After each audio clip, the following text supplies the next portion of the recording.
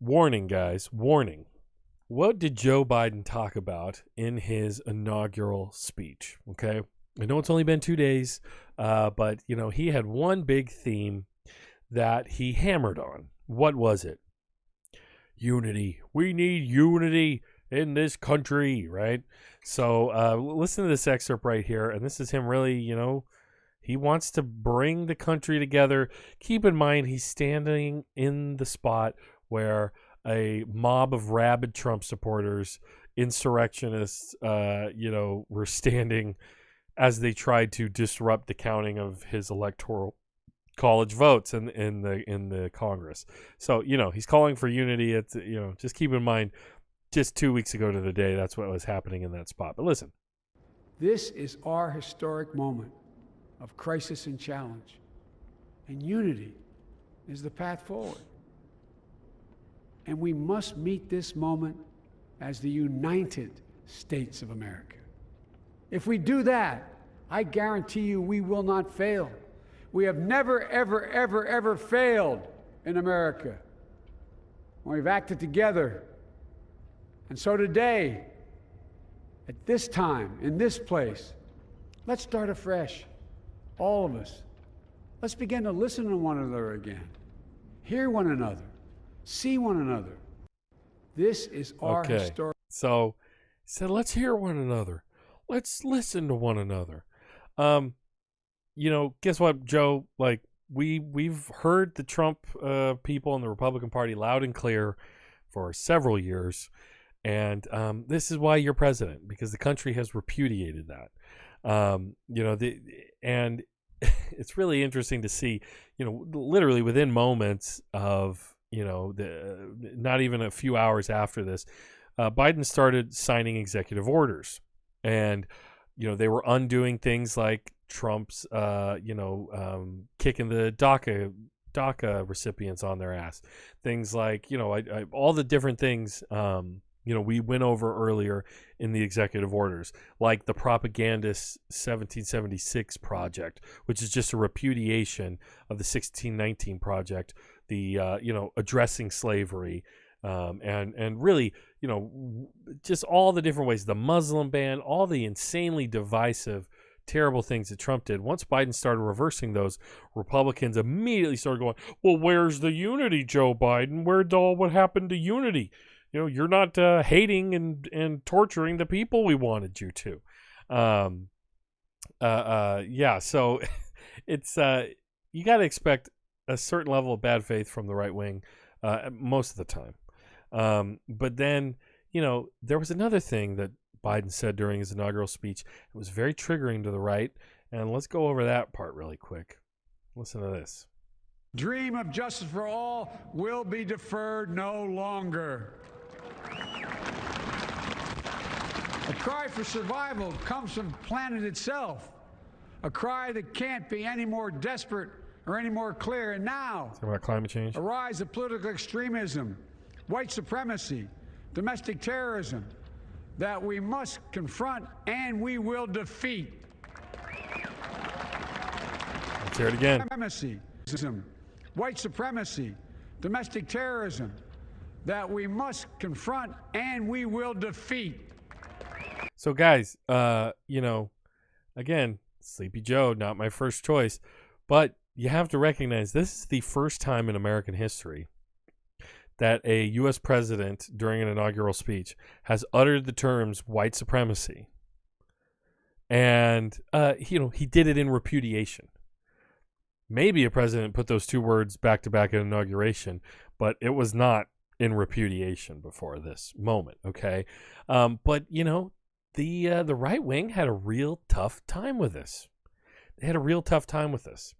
One of the big masterminds of the Bush years, of the George W. Bush years, basically George W. Bush's Steve Bannon, was Karl Rove. And he was upset. He got really upset. Like, geez, Joe, you're so divisive calling out white supremacy. Listen to this. Here he is on, of course, Fox News. The racism thing to me is, I was offended in the speech. I mean, I thought it was a good speech. It wasn't a great speech, but it was a good speech, and it was the right speech for the moment. But there was a point in there where he said we're divided as a country between the people who believe in the American ideal and racism, nativism, and fear. No. We're divided as a country politically over questions of policy and direction and respect, but we're as united as a country against racism and nativism. Really, Karl Rove, really. He just said we're united as a country against racism and nativism. Guys, look what happens when I back this segment up. What are we at? We're at the 2-minute 13 mark. I'm going to go to 13 precisely 2 minutes before. What is Karl Rove talking about? Hey, no foul. We're not going to remove you. And why? That's an open invitation to have people come. And if you've got a problem with removing people who are already here, you do what the memo suggests that ought to be done. He's whining that Biden has rescinded Trump's border wall and then some of his anti-immigrant executive orders. So here clearly is nativism. He's complaining that we don't get the wall anymore, and you're gonna, oh look, there's another caravan conveniently right now, after Joe Biden's elected, right? So here we are. The right, they are, that's just how divisive Joe Biden is by not hating immigrants, not building nativist white supremacist policies like the wall, like removing DACA people, like the ramping up of ICE, all the different things, childhood detention that the Trump administration, made part and parcel of. That was what he ran on. The wall is what he ran on. And so this denial that the Republican Party hasn't come to represent a full-throated call for and an embrace of nativism and white supremacy. This is their own right-wing revisionism. They're trying to rewrite history, and what the activists in the interview earlier would call gaslighting and psychological manipulation, where they're just trying to act like, hey, this wasn't a big deal. We were, oh geez, like what are you saying?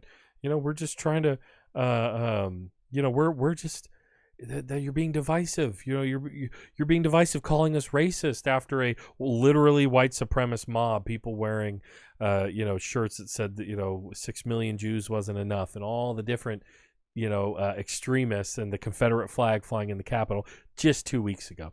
That's the amount of gall that they have on the right. That they.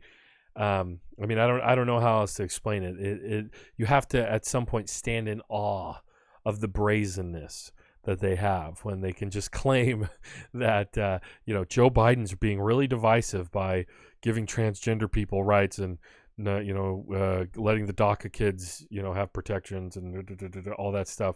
And this playing of the refs that they do now that the right has this whole media space and sphere, that they from those safe spaces of theirs, they're constantly lobbing the attack on established media that they're always calling liberal, and they're always calling the left media. The idea that the New York Times is left media, when as leftists we saw the attacks that the New York Times did on Bernie Sanders and his movement. It's laughable that you would say that the New York Times is left or liberal, but that's just what the right has done, and that actually has an effect on the New York Times. It actually pushes the New York Times to the right. For example, here is, now that we have a normal, sane press secretary, a person who's not a propagandist of the highest level, we're seeing already this combativeness, I'm all for the media being more combative with power and taking them to task. Frankly, some of the coverage of Joe Biden has been ridiculous. Stories about the watch he was wearing, stories about his Peloton bike, just, gag me. It's disgusting. But the idea that check this out, New York Times reporter is grilling, just listen to the screed that he throws at the press secretary, and this is all just about, he's so divisive, Joe Biden, with being nice to immigrants. So I want to push you a little bit more on that question. Like, if there's this call for unity that the president made in his speech yesterday, but there has so far been almost no fig leaf even to the Republican Party. You don't have a Republican cabinet member like President Obama and I think President Clinton. I don't know if you guys can hear this audio, but he's like, where's the where's the reach out to the Republicans? There's no Republican cabinet member. Had the executive orders that he's come out the gate have been largely designed at erasing as much of the Trump legacy as you can. The executive orders have been erasing the Trump legacy. Guys, how much of Donald Trump's executive orders were erasing everything Obama did? What was this guy indignant at that moment? Let's find the tape. I don't know if it's executive orders, much of which the Republican Party likes and agrees with. You've put forth an immigration bill that has a path to citizenship but doesn't do much of a nod towards the border security. Oh my gosh, a path to citizenship? Oh. And you've got a $1.9 trillion COVID relief bill that has, as folks have said, already drawn all sorts of criticism. Where is the actual action behind this idea of bipartisanship, and when are we going to see one of those sort of substantial outreaches that says this is something that the Republicans want to do too? Where's the big gift for the Republicans, guys? Where was this during the Trump years? Trump took power, and it was, we're gonna make the libs cry more libs, and I mean, there was nothing but revelry in the fact that they were gonna get white nationalist policies like a border wall and ramping up ICE and deploying them across the country like Gestapo, basically black bagging people, in their homes and their places of work, on the street, at courthouses. Like that was, does anybody remember that people were afraid to even go to immigration court or go to their court hearings because ICE would just scoop people up, off of courthouse property? Like, this is, what you have to recognize if you want to be a skeptical consumer of media and understand what establishment media really means, is there is this constant lean to the right, because they've been claiming for so many years, ever since Reagan and on, that America's a center-right country. That's just the way it is. I'm sorry, but 80 million plus people, millions and millions, many millions more, than voted for Donald Trump, voted for Joe Biden. And they knew very well that it would be a stop to policies like the border wall, like reestablishing DACA and a path to citizenship. These are the policies that are popular with Americans in our multiracial democracy.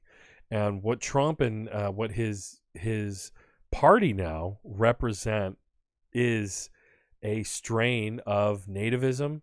And, maybe not all of them are white nationalists, of course, and some I assume are good people. I could do that thing, right? But, and it's funny because this is really bothering people on the right, that they're seeing this kind of open, the fact that Joe Biden talked about white nationalism really bothered a lot of Republicans, not just who do you call it? Not just Karl Rove. I'm trying to bring a couple more up here, but it really is telling that if someone denounces racism and white nationalism during an inauguration speech, and a Republican, and a Republican gets upset that they feel like they're being targeted, it kind of shows a bit of the game, right? Doesn't it? I'm trying to find one more clip of that, but let's see. Yeah, it's just insane. The deference that is given to the right in this country is, it's widespread. You see it all over the media, and again, the New York Times, is lambasted by the right as some kind of left-wing hit organization, but really, when you take a look at the New York Times during the primary, they did a story about is the Democratic Party moving to the left, and they quoted, I kid you not, 5 Republicans and not a single Democrat about the direction of the Democratic Party. That's the New York Times. That's supposed to be, that's the crazy liberal, outlet, according to the right. So let me know what you guys think in the chat.